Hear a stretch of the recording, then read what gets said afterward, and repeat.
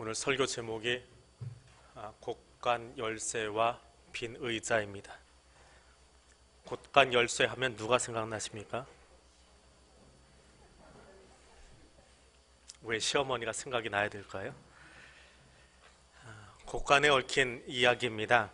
어떤 분이 자기 언니에 대한 이야기를 하나 썼습니다. 언니가 강원도 한 부잣집 아들과 결혼을 하였답니다. 농사 지으면서 마을에서 유지로 지내던 시댁에는 항상 손님들이 많이 오고 가고 또 부리는 사람도 많이 있었다고 합니다. 언니는 그 시댁에 적응하는데 시간이 꽤 오래 걸렸다고 합니다. 제일 적응하기 힘들었던 것이 시어머니의 곡간 열쇠였습니다. 시어머니는 비단 치마를 입으시고 그 앞에다가 곡간 열쇠를 주렁주렁 매달고 다니면서 쌀 한 톨, 감자 한 개도 곡간 열쇠를 열고 내주시는 그런 어머니셨다고 합니다. 세월이 지나서 그 시어머니가 돌아가실 때가 되었습니다. 그제서야 시어머니는 그 곡간 열쇠를 언니에게 물려주었답니다. 언니는 그 곡간 열쇠를 받아들자마자 가슴에 맺혔던 한을 가지고 그대로 마당으로 뛰어나가면서 마당에다 그 열쇠를 던져버렸답니다. 그럼 거기 앉아 펑펑 울었다고 합니다. 그리고 그 뒤에 언니는 다시는 곡간을 채우지 않고 누구든지 쉽게 들어와서 그 곡간에서 음식을 퍽하고 사용할 수 있도록 그렇게 살았다고 이야기하는 것을 들었습니다. 왜 곡간 열쇠가 권력의 상징이 되어야 하고 하필이면 시어머니하고 연결이 되어야 될까요? 그렇지 않은 분들도 사실 많이 있을 텐데 권력이라는 것을 이야기하면서 우리는 곡간 열쇠와 시어머니로 빗대어 이야기하곤 합니다.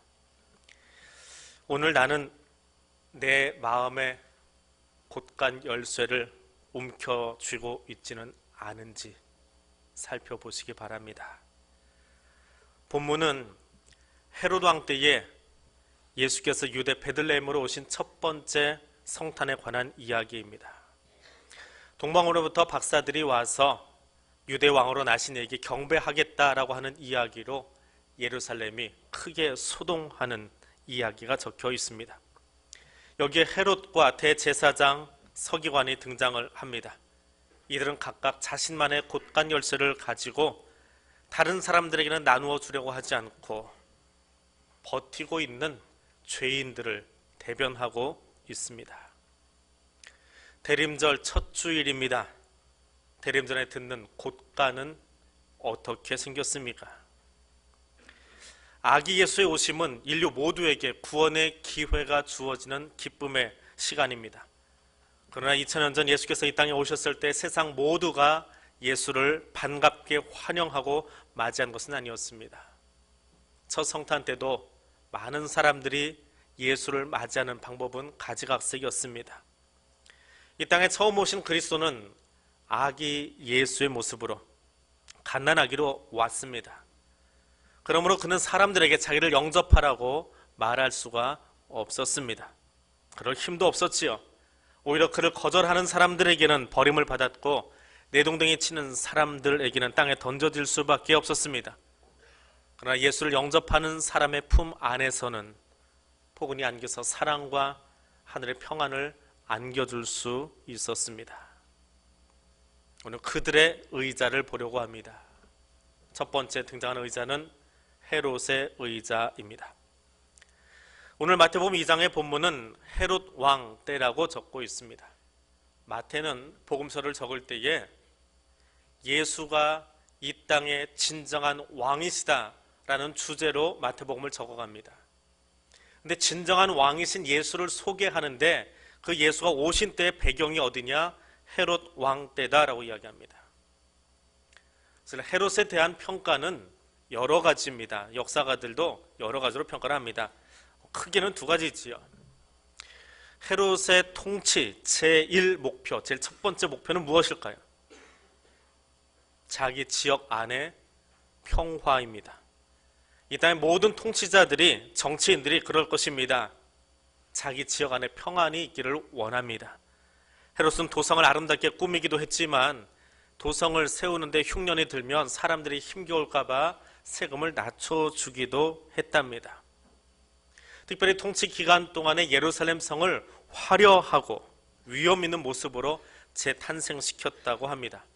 여리고나 다른 도시들도 건축을 하기는 했지만 헤롯의 관심은 특별히 예루살렘에 집중이 됐고, 저도 아직 가보지는 않았지만 지금의 예루살렘은 솔로몬의 예루살렘이 아니라 헤롯이 만들어 놓은 수도시설이 되어 있고 광장을 확장시키고 더 영토를 넓힌, 땅을 넓힌 현대 예루살렘은 헤롯의 예루살렘이라고 합니다.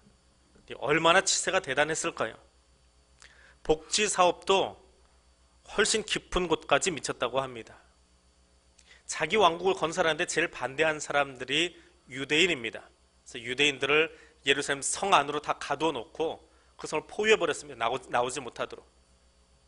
그러면서도 그들이 그 성 안에서 여호와께 제사를 드릴 수 있도록 희생제물, 짐승을 끊임없이 성 안으로 공급해 주는 아량도 베풀었다고 합니다. 유대인들의 마음을 얻기 위해서 부단히 노력했고, 또 유대인들이 자신만의 율법을 가지고 그 땅을 살아갈 수 있도록 배려하는 정책을 폈는데, 본문에 나오는 헤롯, 성경에 헤롯이 여러 명 등장합니다. 다 한 가지 이름이지만 본문에 나오는 헤롯은 헤롯 대왕입니다. 헤롯 가문의 제일 첫 번째 사람인데, 이 사람이 죽고 나서도 이 사람이 가지고 있던 정책, 유대인을 향한 온화한 정책이 끊임없이 유지될 수 있도록 기초를 닦아놓은 사람이 헤롯 대왕이라고 합니다. 그럼에도 불구하고 또 다른 역사가들은 이 헤롯을 비판합니다. 왜냐하면 왕권 확립을 위해서 무자비한 방법을 사용했기 때문에 그렇습니다.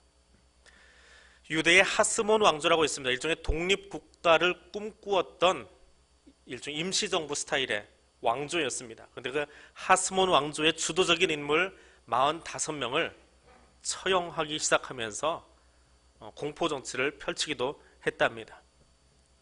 또 자기 마음에 드는 사람을 유대 제사장으로 세워 놓았는데 신망이 두터워지니까, 사람들이 그 제사장을 좋아하고 존경하기 시작하니까 역사가들에 의하면 조용히 익사시켜버렸다라고 책에 기록이 되어 있습니다.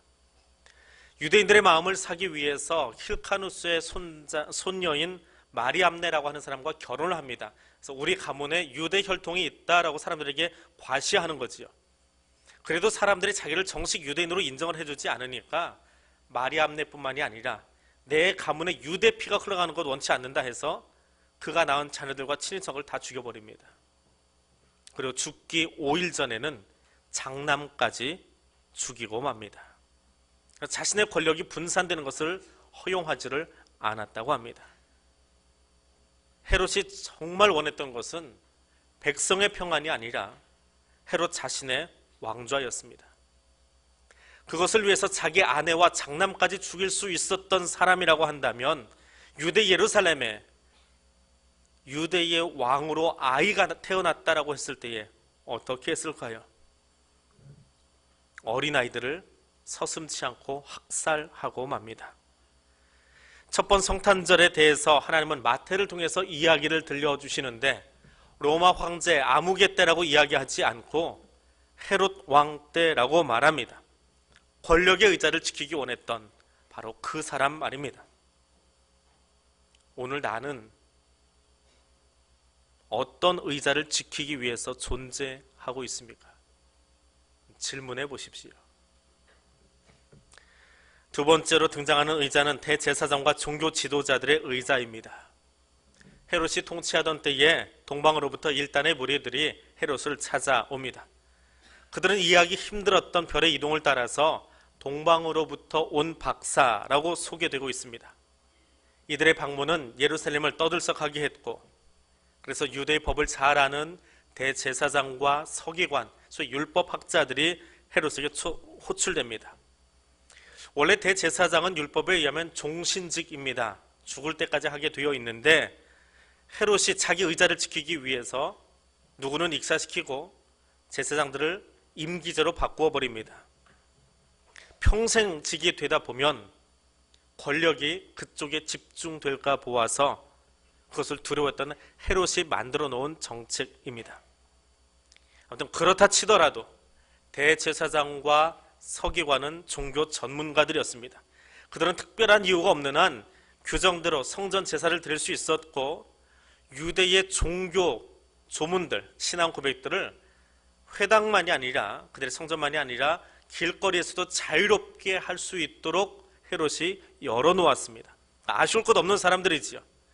어찌 되었든 간에 헤롯 눈밖에만 나지 않으면 대제사장직도, 원로로서의 직도, 서기관의 직도 끊임없이 유지할 수 있었던 사람입니다. 그래서 현실에 만족하고 권력에 아부하고 종교를 빙자한 기득권 유지만 하면 되는 사람이 대제사장과 서기관이었습니다. 성경에 대해서 누구보다 잘 알았던 사람. 그래서 동방에서 온 이 박사들이 별의 정체에 대해서, 이 일에 대해서 잘 이해하지 못할 때에 오늘 6절에 나오는 말씀이지요. 유대 땅 베들레헴아, 너는 유대 고을 중에서 가장 작지 아니하도다. 내게서 한 다스리는 자가 나와서 내 백성 이스라엘의 목자가 되리라 하였음이라. 가르쳐 줄 수 있는 사람. 에스겔서와 미가서를 적절하게 섞어서 이때 대답할 말이 무엇인지를 생각해낼 수 있는 뛰어난 종교적 감각, 신학적 감각을 지닌 사람이 대제사장과 서기관들이었습니다. 그런데 말씀이 무엇입니까? 내 머릿속에서 이 순간에 꼭 필요한 것이 이 말씀이다라고 툭 튀어나올 수 있을 만큼 줄줄이 꿰고 있는 것이 어떤 효과를 가지고 있습니까? 대제사장과 서기관은 성경을 잘 알아서 메시아 사건에 대해서, 별의 사건에 대해서 지식은 갖추었지만 행동은 하지 못한 사람입니다. 이 땅을 찾아오신 메시아를 향해서 한 걸음도 움직이지 않았던 사람입니다. 유대에 대해서 문외한이었던 이방인들은 유대를 찾아와서 만왕의 왕을 아련하는 순간에 대제사장과 서기관은 그들에게 지식적인 것은 가르쳐 주었지만 헤롯 궁을 떠나지 않았습니다. 그들은 비단 이불에서 태어나서 황금 의자에 앉아 보고 생을 마치는 것이 꿈인 사람들이었습니다. 예수님은 구유에서 태어나셔서 십자가에서 생을 마치시고 부활하셨는데 말입니다. 어떤 의자에 앉아보고 싶으십니까? 남자들의 꿈이 있습니다. 직장에 취직하면 내 방 갖고 내 넓은 책상에 의자 갖는 게 꿈이라고 합니다. 지난번 노회 때 식사 시간에 목사님들하고 앉아서 이렇게 이야기를 하는데 어떤 분이 그런 이야기를 하세요. 내가 앉아봤던 의자 중에 제일 좋은 의자는 부목사 때 앉았던 의자야. 그러는 거예요. 근데 뭔 얘기를 하시려고 그러나 그랬더니 담임 목사에 대해서 방에 들어갔더니 교회에서 사다 놓은 사장님 의자가 있더래요. 뭔지 아시죠? 그 드라마에 나오는 뒤에 쿠션 있고 뒤로 다 제껴지고 밑에 바퀴 달리는 의자. 근데 그게 그렇게 허리 안 좋더래요. 몸을 좀 움직이려고 힘을 딱 주면 바퀴가 있어서 밀려나 버립니다. 허리 안 좋으신 분들은 그렇게 갑자기 허리에 힘이 가면 뻐근하니 허리가 안 좋아요. 제일 좋은 의자가 뭐냐? 5만 원짜리 하이팩 의자라고 그렇게 소개를 하시더라고요. 모르겠습니다. 저도 오자마자 의자부터 바꿨습니다. 좀 편안하게 앉아서 책을 봐야 되니까, 오래 앉아 있어도 괜찮아야 되니까 소위 사장님 의자 말고 편안한 걸로 바꿔놨는데, 어떤 의자를 원하십니까? 이 대제사장들이 원했던 의자가 무엇일까요? 황금 쿠션이 씌워지고 잘 치장되어진, 그래서 거기서 헛기침 늘어놓을 수 있는 그 의자를 원했던 것이 대제사장과 서기관들입니다. 예수님이 앉기 원하셨던 그 겸손한 자리, 예수님이 찾아오신 그 낮은 자리로 찾아갈 수 있는 대림절이 될 수 있기를 원합니다. 세 번째로 등장하는 의자는 베들레헴 숙박업소의 의자입니다. 오늘 본문과 병행으로 나오는 본문은 누가복음 2장입니다. 거기는 또 다른 왕이 등장을 하는데 헤롯이 아니라 로마 황제인 아구스도입니다. 이 사람도 자기 황권을 공고하게 하기 위해서 로마 전역에 호정령을 내린 사람입니다. 지중해 전역을 통치하다 보니까 자기 제국 안에 시민들이 어느 지역에 얼마큼 살고 있는지 알아야 적절하게 세금을 걷고, 땅을 넓히기 위해서 전쟁을 벌이기 위해서 군대를 파견하려면 그 지역에 남자가 얼마나 살고 있는지 알아야 군대를 징발할 수 있잖아요. 호정령을 갖고 있는 이유는, 국가가 호정령을 가지고 있는 이유는 세금 징수와 군 징발의 목적이 있다고 합니다. 로마 황제가 호정령을 내린 이유가 바로 그것입니다. 세금을 걷기 위해서, 인구를 통제하기 위해서, 군대를 징발하기 위해서요. 그럼 이 명령을 시행하려면 누가 바빠질까요? 백성들이 자발적으로 세금 냅니까? 국가의 90% 가까이가 노예라는데 자발적으로 군대 가려고 할까요? 그럼 그들을 어디에 살고 있는, 어느 집에 살고 있는, 여기 남자가 몇 명인지 알려면 가장 강력한 힘은 누굴까요? 왕정체제 안에서는 군대입니다. 천부장, 백부장, 50부장이 정신없이 뛰어다녔을 겁니다. 백성들을 다 제 자리, 자기 고향에 앉혀놓고 숫자 다 세워야 하니까 말입니다. 근데 이때 덩달아 바빠진 사람이 있습니다. 로마 황제도 분봉왕도 명령을 전달하는 군인도 아닙니다. 자기 고향을 떠났던 사람들이 인구 개수를 위해서 다 고향으로 돌아갑니다. KTX 타고 갔을까요? 비행기 타고 갔을까요? 몇 달, 며칠을 걸쳐서 걸어 가야 됩니다. 중간중간에 숙박업소들 대목입니다. 진짜 대목이지요. 고향에 가면 집이 넉넉할까요? 갑자기 대가족이 다 모였는데 작은 숙박업소들이 필요했을 겁니다. 그들의 관심은 무엇일까요? 사람? 얼마나 많은 무리가 이 지역을 이동할까? 아닙니다. 걸어오는 돈, 물질입니다. 그래서 베들레헴 위에 별이 떠 있음에도 불구하고 그들은 별을 보지 못했습니다. 한 어린 여자아이가 첫 아이를 갖고 힘겨워하고 있는데 만삭이 된 그 여자의 형편도 살펴보아주지 못할 만큼 바빴습니다. 오직 돈만이 이들의 관심이었단 말입니다. 1997년에 나온 해리슨 포드가 주연한 에어포스 원이라고 하는 영화가 있습니다. 테러에 맞서는 제임스 마샬이라고 하는 이름의 대통령이 등장을 합니다. 외국에 나갔다가 테러는 아니다, 테러는 좋지 않다라고 아주 강력한 어조의 연설을 마치고 귀국길에 오릅니다. 영화니까 가능한 이야기들이 몇 가지 있습니다. 우선은 에어포스 원이 테러 집단에게 강탈당했습니다. 거기에 대통령이 타고 있습니다. 우여곡절 끝에 베트남 참전 용사였던 제임스 마샬 대통령께서 경호원 다 놔두고 자기가 비행기 안을 평정을 해버립니다. 테러 집단을 다 잠잠케 만들었다라고 하는 말입니다. 그리고 영화 과정 내내 심한 테러를 당한 미국 대통령의 비행기 에어포스 원이 심각하게 파손이 되어서 착륙을 못할 상황이 되어버립니다. 그래서 그 옆에 따라붙은 미국 공군 수송기 호출보호가 자유 24호기로 불리는 비행기가 따라붙습니다. 실제로 그 에어포스 원을 이렇게 검색을 해보면 2대가 있대요. 그래서 대통령이 타고 있는 것과 예비용으로 항상 옆에 하나가 다른 이름으로 따라 붙어 다니다고 합니다. 영화니까 영화로서 보십시다. 실제는 그렇다는 거예요. 수송기가 따라와서 그 옆에 망가져버린 에어포스 원 옆에 붙습니다. 그리고 거기를 밧줄로 연결을 하지요. 이제부터는 유격 장면이 나옵니다. 가족들까지 한 번도 유격 훈련 받아보지 않았던 대통령 가족 어린 딸까지 그 줄을 타고 산에서 내려오는 유격이 아니고요. 하늘에서 비행기에서 비행기로 옮기는 유격 활동을 합니다. 다 옮겨갑니다. 영화니까 그냥 보아줍시다. 재미있는 장면은 그렇게 옮겨간 뒤에 자유 24호기 수송기의 기장이 공군 장교입니다. 뒤를 쳐다보면서 대통령에게 이야기합니다. 이제부터 이 비행기가 에어포스 원입니다. 대통령 각하, 이 비행기에 오신 것을 환영합니다. 하면서 영화가 마무리되어집니다.